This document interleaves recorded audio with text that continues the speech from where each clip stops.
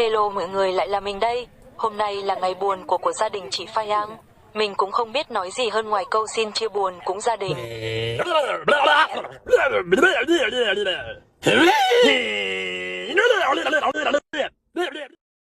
Mọi người ai ai cũng biết chuyện này, ai cũng không muốn trong gia đình mình thiếu đi một thành viên. Đây là mới cô chị, em, dì, bác nấu mấy món, lá mì, trái mít, bột gạo vân vân. Ngày hôm qua ngày 28 người ta hái lá chuối, lá mì, trái mít, vân vân.